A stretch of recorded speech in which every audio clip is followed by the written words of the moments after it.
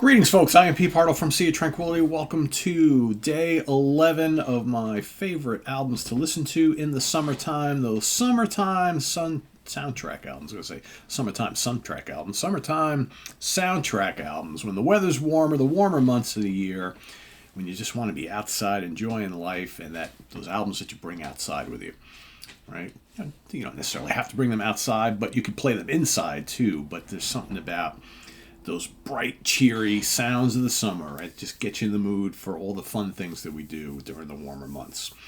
So today, for pick number 11, day number 11, this is I guess you can call it it's the fourth studio album, but yet it's called the fifth. All right, which is kind of confusing. This band, their recorded history is kind of confusing. It was released July 10th, 1972, recorded at Columbia 52nd Street Studios in New York City, produced by James William Guercio for Columbia Records. I'm talking about Chicago 5.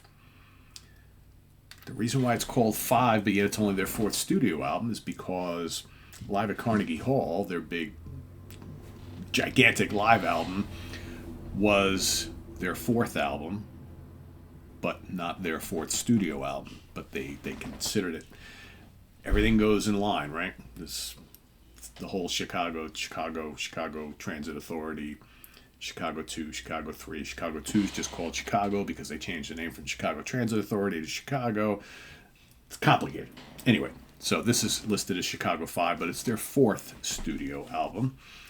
And it's a great one. And this was their first single album at the time, because the first three albums were all doubles. Of course, the live album was even bigger than that. So on this, this is the classic lineup of the band. Robert Lamb on all sorts of keyboards and lead vocals and backing vocals. Terry Kath, all sorts of guitars, lead and backing vocals. Peter Cetera, bass guitar, lead and backing vocals. James Pankow, trombone, percussion, brass arrangements. Walter Parazater, saxophone, flute, and percussion. Lee Lugnane on trumpet, flugelhorn, percussion, backing vocals. And Danny Serafin on drums, all sorts of percussion. So what do we have on this album? It's funny because, like I said, I always like to re-listen to these before I actually do the videos, even though most of these albums I know really, really well. But it's good to get yourself in a fresh mind to talk about an album when you've just heard it. And this is easily one of their strongest albums, in my opinion. You know, I always look at the first two albums, Chicago Transit Authority, Chicago, or Chicago 2, as the pinnacle of this band, and I still stand by that. But I will say this album, for me, probably stands right behind those two. And it's like the more the years go on, the more I realize just what a strong album this is, top to bottom. It starts off with the great hit by Varese, which is, or Varese, however you say that. It's a great song regardless. It's just a great, this whole album is just a great mixture of rock, hard rock, and jazz, or jazz rock, and pop as well. Because a lot of these tunes rock quite a bit, but they have those wonderful horns and the jazzier arrangements, right? The more complex arrangements. Just great stuff. There's a bit of funk on this album too as well. Got lead vocals by Mr. Lamb on this one. Great song. All Is Well. Terrific. That's more of a kind of like a pop song, but it's still got a little rock muscle to it. Robert sings that as well. Then you got Terry Kath, of course, comes on vocals on Now That You're Gone. Terrific song written by James Pankow. First three tracks does not let up. In fact, side one, I think, on this album stands up against any side in Chicago's recorded history, because then you got Dialogue Part 1 and Part 2 finishing up the side. All right, you got Cetera and Kath both sharing lead vocals on these. Good, funky guitar licks and just nice jazzy arrangements and great guitars, great keys, rhythms are outstanding, the horns are great. The band is firing on all cylinders at this point in time. Over on side 2, you got While the City Sleeps. That's again more of kind of like a groove-laden rocker. Lamb on vocals there as well. Then, of course, the big hit, pop song extraordinaire, Saturday in the Park.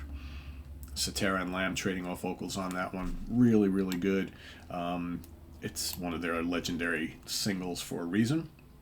Then the back end is really good. You got State of the Union, Cetera on vocals on that one.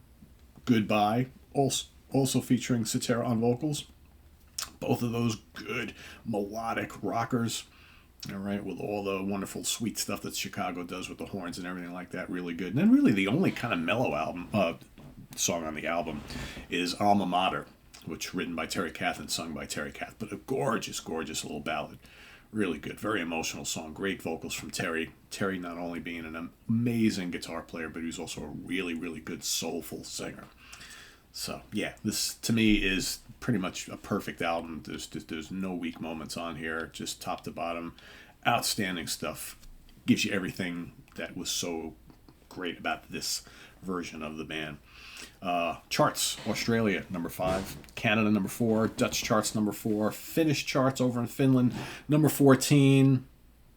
Italy made it to number 13. Sal, we were doing something good over there in Italy around this time. They were hip to the Chicago stuff. Gotta love that.